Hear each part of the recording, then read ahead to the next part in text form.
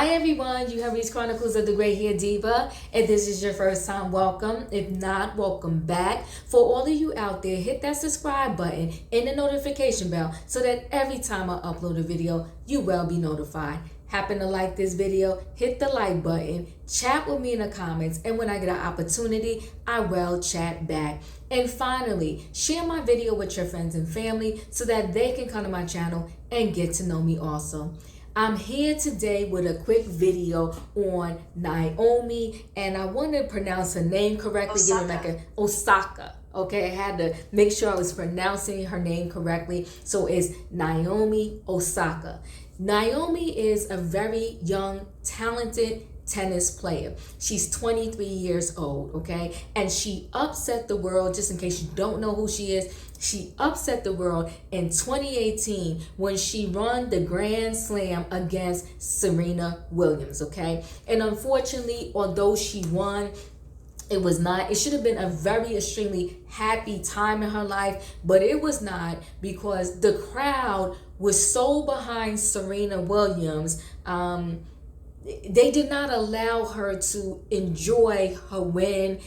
It was a hard moment for her, because literally when I tell you the crowd was kind of upset, they was pissed, they were all rooting for Serena, and when the young girl won, they did not show her any love. And that's a whole nother story that I think we have to get into another day. How I think sometimes as fans go way too far. They go over the top. I think it's perfectly fine that you have your favorite, no matter what the sport. If you're watching tennis and you have somebody that you want to win, fine, root for that person. But don't try to hurt the other person with your words by throwing popcorn on them, a soda, or calling them names because they won. That's just, to me, is going overboard. And recently I heard in basketball, they're trying to stop that, because it's out of control and it's crazy, okay? Be a fan, but don't be a crazy fan. And, that's what happened to Naomi back in 2018 when she won. Serena had to step in and even tell the crowd, like, don't hate on this young girl. She won. It's fine. Let it go. No matter what call the rep did or didn't make, the young girl won. So Serena, as a big sister, I just loved her for that. She stepped in and said, please do not come down on this young girl. Well, Naomi was currently in the French Open, and for most athletes, I believe it's for all of them, part of their contracts involve that they speak to the press after the game or before the game. And the reason why is because so much money is put into these sports. They get their endorsements, they get people standing behind them and donating things for these events to happen, based upon getting an insight to the different players and getting access to the different players, like before, after, during, via the interviews by the news.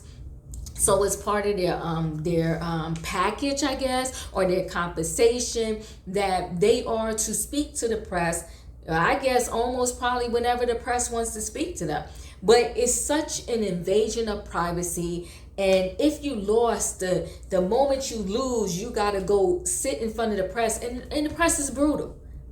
They ask you all kind of questions. And if you're not ready for it, it can break you down. So Naomi kind of knew before she even started this season. She was like, look, the press gives me a lot of anxiety. I was depressed since 2018. I've been dealing with bouts of depression and anxiety, all because of what happened to her when she won in 2018.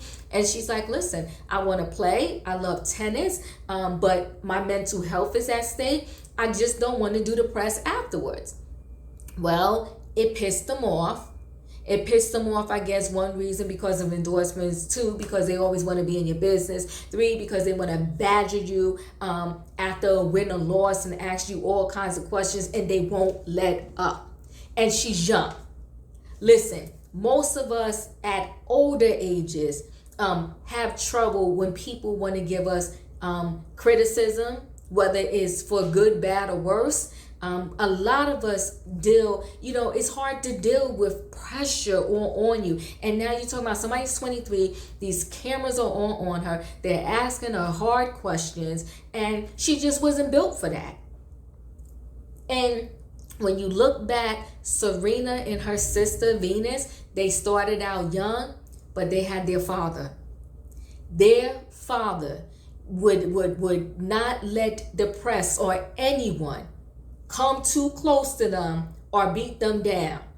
There's an interview out there, Google it, where I think Serena was 14 or it was one of them, and the press kept just badgering her about the win, and do you think you're going to win again next time, so forth and so on. And the father told the press, enough.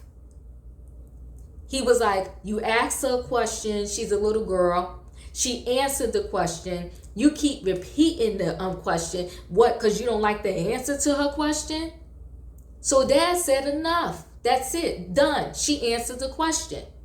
So they had their protection. And then they was in the game for years. So unfortunately, they learned how to build up themselves against the press. Serena and her sister, the press was brutal to them in this sport. I want to say their whole career. They talked about their hair. They talked about them being thick. They just talked about them. They talked about the outfits that they wore. You got to have thick skin. I want to say in any sport almost. But especially in a sport that is not used to being diverse, I guess I'm going to use that word. A sport that is not used to being that diverse. They did not know how, when Serena and Venus came into the game, they did not know how to deal with them. They talked about their hair. They gave her fines, I think, one time because they had braids and beads in their hair. They was giving them fines. They came for Serena and Venus, and God bless them for surviving that brutal time of their life. So here we are. We have a young star coming up, Naomi, and she just can't take it. And I get it. But what I love about her and what I praise about her, she didn't let the money take her down a beaten path. Because money, you hearing ching, ching, ching. She was like, listen, first she told them, I'm just not going to do it. They told her she was going to get fined. She took the fine, okay, which they fined her $15,000. And then pretty much told her she had to do the press. And so, okay, I have to do the press. She quit.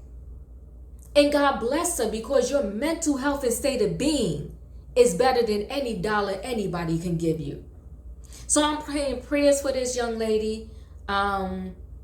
This is something obviously she loves, a sport that she loves. I do hope that they change the rules and regulations on this, because I'm sure others have gone through this anxiety and depression over just the tension of, okay, I just lost a game, or I just won a game, or whatever. And now the press is going to just come at me with these questions. She chose her health over money. She chose her health over everything. And I hate it that she has to give up for right now the game that she loves. But you know what? Sometimes this is how we get rules and regulations changed that just don't fit the times that we are in now. She's a game changer. And I hope as a result, all of these rules about being in the athlete's face right after a win or a loss, I hope it changes for everyone. And I do believe, this is my opinion, the French Open will not be the same without her. But it's their loss. Someone's telling you that their mental health is at stake, and you still like, okay, so what? This is part of your job. You got to do the press. They could have found another way to have her still do an interview that was in a comfortable, more convenient situation that was conducive to her mental health. They could have said, look, the rules are, and we make every other athlete do it. We don't have time now to change all the rules. But what we can do is we can offer you a private session. You will know the questions ahead of time, have your publicist, your lawyer, or whoever sitting there with you. And then when you feel it's too much, put your hand up and say, that's it. And then we'll cut the conference short. But nah, instead, you know what they thought? They thought that the money she perhaps was going to miss out on was going to stop her, but it didn't. She quit. God bless her. And like I said, I hope this situation helped changes that game. Naomi, we love you. We're praying for you. You're our sister. You are brave. And you chose your mental health over everything. Love you, girl. Listen, guys, thanks for listening. Chat with me in the comments. Let me know how you feel about this situation and uplift our sister. God bless her. Talk soon.